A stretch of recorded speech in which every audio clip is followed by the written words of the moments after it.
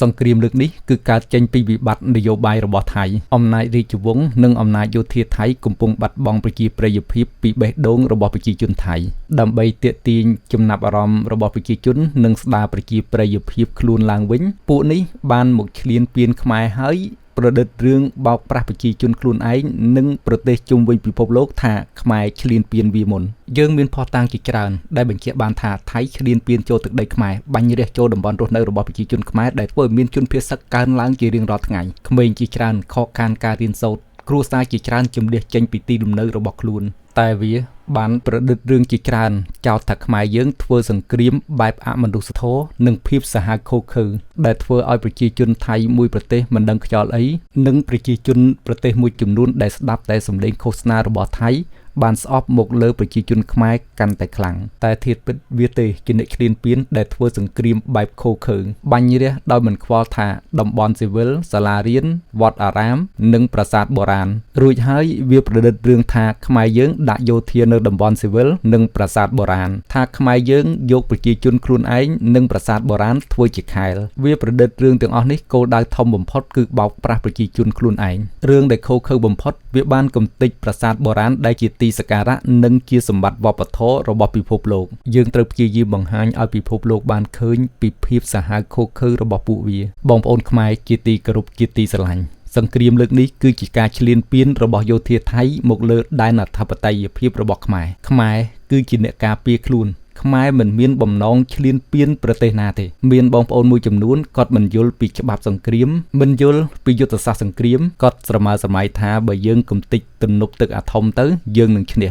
ដោយគិតថានឹងជាចំណុចខ្សោយរបស់គេបើយើងធ្វើអញ្ចឹងមែនអានឹងជាចំណុចខ្លាំងរបស់គេវិញធ្វើអញ្ចឹងបានន័យថាយើងតបាក់នុយជាប់ងៀងសទូចរបស់គេខ្ញុំមិនដឹងថាក្របយើងបាញ់ដល់មិនដល់ទេណាប៉ុន្តែបើទោះបីជាបាញ់មិនដល់ក៏មិនខ្វះដែរវិធីកំទេចប៉ុន្តែក្រោយពីការយើងកំទេចរួចបានអីត្រឡប់មកវិញយើងអត់បានអីតតែសោះត្រឡប់មកវិញប៉ុន្តែគេបានផោះតាំងថាយើងធ្វើសង្គ្រាមបែបឃោឃៅបើយើងធ្វើឲ្យប្រជាជនគេឈឺចាប់ទូទាំងប្រទេសប្រជាជនទូទាំងប្រទេសនឹងងើបគាំទ្រសង្គ្រាមបែបនោះប្រជាជនដែលមិនចូលចិត្តសង្គ្រាមក៏ត្រូវតែគាំទ្រសង្គ្រាមដែរនឹងហើយអ្វីដែលគេចង់បានការកំទេចតំបន់ស៊ីវិលវាខុសច្បាប់អន្តរជាតិហើយដូចដុតបញ្ឆេះកំហឹងប្រជាជនគេឲ្យលើកទឹកចិត្តកងទ័ពគេប្រយុទ្ធកាន់តែខ្លាំងអ្វីដែលត្រូវធ្វើនៅក្នុងសង្គ្រាមគឺកំទេចតំបន់កងទ័ពសត្រូវនិងតំបន់ផ្គត់ផ្គង់សព្វាវុធដល់កងទ័ពសត្រូវបងប្អូនខ្លះក៏សួរថាចុះមិនគេបំពេញយើងបានយើងបំពេញគេវិញមិនបានបងប្អូនខ្មែរជាទីគោរពជាទីស្រឡាញ់បើមេដឹកនាំថៃចេះគិតពីអាយុជីវិតប្រជាជនចេះគិតពីអាយុជីវិតកងទ័ពចេះគិតពីការធ្លាក់ចុះនៃសេដ្ឋកិច្ចរបស់ខ្លួនគេមិនមកធ្វើសង្គ្រាមឈ្លានពានយើងទេប៉ុន្តែមេដឹកនាំគេនេះដើម្បីតែទាក់ទាញយកប្រជាប្រិយភាពរបស់ខ្លួនយកអាយុជីវិតប្រជាជនរបស់ខ្លួនយកអាយុជីវិតកងទ័ពនិងសេដ្ឋកិច្ចរបស់ខ្លួនយកមកដោះដូរជាមួយនឹងអំណាចមិនមែនវាមិនដឹងទេថាការធ្វើសង្គ្រាមលើកនេះវាខូចខាតដល់ប្រទេសវាប៉ុណ្ណាកាលណាតែមានសង្គ្រាមប្រទេសមួយចំនួនគាំទ្រខាងវាក៏មានប្រទេសមួយចំនួនគាំទ្រខាងខ្មែរដែរចង់មិនចង់ក៏វាត្រូវបាត់បង់ទំនាក់ទំនងខ្លះហើយបាត់បង់អតិថិជនដែលធំបំផុតគឺខ្មែរសង្គ្រាមលើកនេះថៃខាតច្រើនណាស់ខ្មែរក៏ជាដៃគូរកស៊ីដ៏សំខាន់របស់ថៃដែរប៉ុន្តែពេលនេះទង្វើដ៏ឆ្កួតលីលារបស់ថៃធ្វើខ្មែរទុកចិត្តដេញបានហើយវាជាការខាតបង់សេដ្ឋកិច្ចរបស់ថៃខ្មែរនៅតែមានផ្លូវដើរពីព្រោះរាល់ការចាប់ដៃរកស៊ីជាមួយពួកវាគឺពួកវាចំណេញជាងពួកយើងពេលដែលយើងឈប់ចាប់ដៃរកស៊ីជាមួយពួកវាយើងនៅតែមានជម្រើសថ្មីប៉ុន្តែពួកវាជាអ្នកខាតបង់ធំប៉ុន្តែវាសុខចិត្តខាតបង់ប្រទេសជាតិកុំឲ្យបាត់បង់អំណាចពីព្រោះកាលណាបាត់បង់អំណាចវាត្រូវគេសើរើពីទ្រព្យសម្បត្តិពីភាពត្រឹមត្រូវក្នុងការធ្វើជំនួញតើមានភាពត្រឹមត្រូវមានភាពស្របច្បាប់ដែរឬក៏អត់កាលណាតែខ្សែរាជវង្សធ្លាក់ចុះអំណាច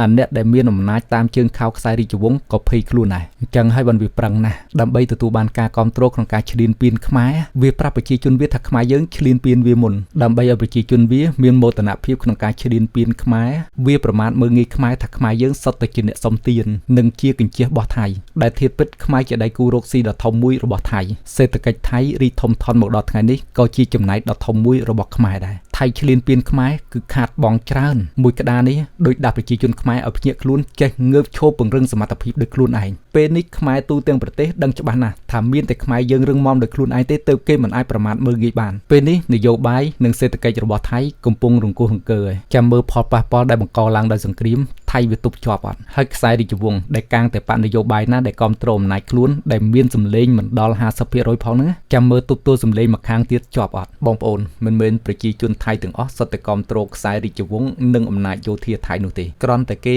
ហៅមាត់មិនរួចហើយការឈ្លានពានខ្មែរនេះគឺដើម្បីយកគុណសម្បត្តិទៅខ្ទប់មាត់អ្នកដែលប្រឆាំងខ្សែរាជវង្សនិងអំណាចយោធាថៃបើអ្នកណាហ៊ានរិះគន់ខ្សែរាជវង្សនិងអំណាចយោធាថៃគេទុកថានឹងក្បត់ជាតិស្ថានភាពកំពុងសង្គ្រាមចេះសម្លេងមកខាងទៀតក្អកអត់តន់ចាញ់ចាំមើលនៅពេលដែលវាអស់លេសក្នុងការធ្វើសង្គ្រាមដល់វេនដែលវាត្រូវតតាំងជាមួយប្រជាជនខ្លួនឯងម្ដងហើយនៅពេលដែលវាឈ្លានពានខ្មែរអត់បានចាំមើលវាបានអីយកទៅអួតប្រជាជនវាហើយចាំមើលវាបានស្អីទៅខ្ទប់មាត់អ្នកប្រឆាំងទៀតអញ្ចឹងបានខ្ញុំនិយាយថាអាការស្រមើសម័យទៅវាកំតិចទំនប់ទឹកគេហ្នឹងវាអត់ចំណេញទេមានតែខាតខាងនោះគេចង់ណាគេចង់ឲ្យយើងវាយអញ្ចឹងគេអស់តែទំនប់ទឹកមួយទេប៉ុន្តែគេបានសម្លេងគ្រប់គ្រងទូទាំងប្រទេសហើយក៏ទទួលបានកញ្ចប់ថវិកាកាន់តែធំក្នុងការធ្វើសង្គ្រាមហើយបើមានរឿងអញ្ចឹងកើតឡើងមែនណាទោះបីសេដ្ឋកិច្ចគេធ្លាក់ដល់បាតដីក៏ប្រជាជនគេអត់បន្ទោសដែរហើយការពាក់លីការបដូរផ្ដាច់នឹងមានកើតឡើងដែលគេគិតថាវាសមនឹងការលះបង់ហើយក៏ជាចំណុចនៃការរីករាលដាលសង្គ្រាមដែរហើយក៏ជាគំរូដ៏សែនអាក្រក់ដែលពិភពលោកគេស្អប់ខ្ពើមចំណែកគេវិញគេនឹងទទួលបានឈុតឆាកមួយដែលល្អឥតខ្ចោះបង្ហាញ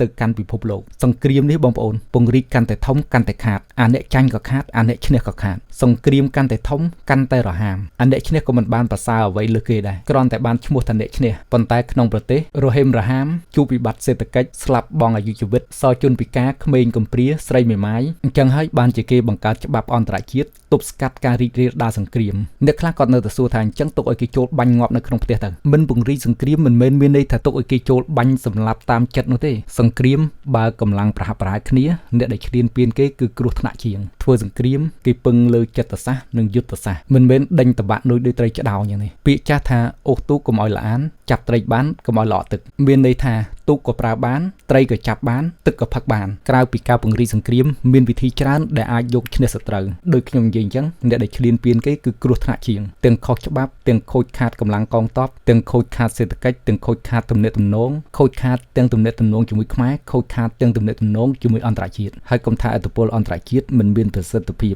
ខ្ញុំចង់ថាថៃមិនមែនជារុស្ស៊ីទេហើយថៃក៏មានវិបត្តិនយោបាយផ្ទៃក្នុងយ៉ាងធ្ងន់ធ្ងរដែរចាំមើលបងប្អូនប្រទេសវាមានវិបត្តិនយោបាយបែកបាក់ផ្ទៃក្នុងផងវិបត្តិសេដ្ឋកិច្ចផងហើយចំណាយលុយកាន់តែច្រើនទៅលើសង្គ្រាមទៀតចាំមើលវាទប់ទល់បានដោយរបៀបណាត្បិតថាប្រទេសវាអ្នកមានប៉ុន្តែត្រូវដឹងថាអ្នកមានចាយធំស៊ីធំមាត់ធំស៊ីច្រើនពេលដែលវាមានវិបត្តិសេដ្ឋកិច្ចវាក៏រងផលប៉ះពាល់ច្រើនដូចគ្នាហើយក្នុងប្រទេសមួយមិនមែនមានតែសម្លេងគ្រប់គ្រងឯណាមានទាំងសម្លេងប្រឆាំងតែមានឱកាសវាយបានគេវាយហើយបងប្អូនត្រូវដឹងថាសង្គ្រាមឈ្លានពានលើកនេះគឺកើតចេញពីវិបត្តិនយោបាយរបស់ថៃប្រឹងវាយកាន់តែខ្លាំងបានន័យថាវិបត្តិនយោបាយផ្ទៃក្នុងរបស់វាក៏កាន់តែធ្ងន់ធ្ងរដែរហើយប្រទេសថៃនេះបងប្អូនវាលើកអ្នកណាធ្វើជានាយករដ្ឋមន្ត្រីវាក្រន់តែជាទីងមងទេអាអ្នកចាត់ចែងពីក្រៅខ្នងនៅតែជាអំណាចយោធានិងពួកអាមាត្យដដែលទេ